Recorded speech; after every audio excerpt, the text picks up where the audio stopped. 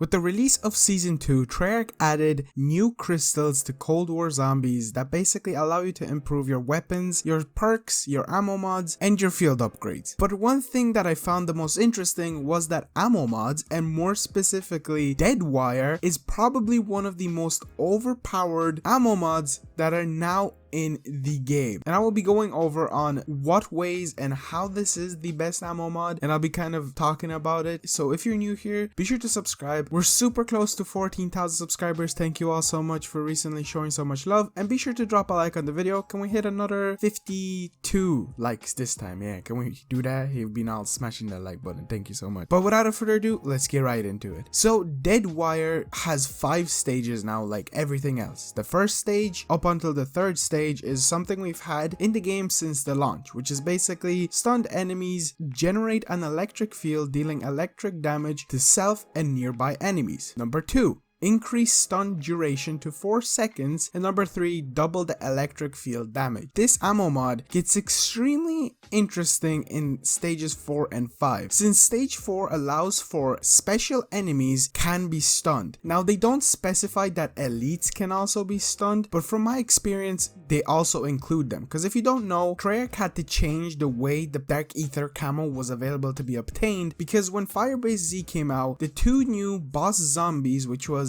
the Mimic and the Russian Mangler, were not classified as elites but were special zombies. And since a lot of people, including me, had complaints that they didn't count and it felt unfair that you had to hop on to specifically Die Maschine to get your elite kills for the camos, they instead allowed for the camos to say that special zombies and elite zombies now count for the camo. And what's interesting about this is that this perk says that special enemies can be stunned, and I'm pretty sure that the Megaton was always possible to be stunned. See, when I played a lot of Die Maschine in the past, I didn't really use ammo mods because I was going for camos, but when I hopped into the game, I found out that Deadwire itself is actually extremely useful on the Megaton. So even if you hop onto Outbreak, you are able to use this ammo mod to take down the Megatons extremely easily, and now you can actually stun Mimics, Manglers, Panzers, and the newest boss zombie that was added in Outbreak, which is the Tempest. So every single one of those zombies can now be stunned with Deadwire, and Megatons just take a bit more damage, similar to when Brain Rot can deal more damage on Mimics, and Napalm Burst can actually deal more damage on the Russian Manglers themselves. And then stage 5 of Deadwire is on stun. Arcs of electricity jump and spread the stun to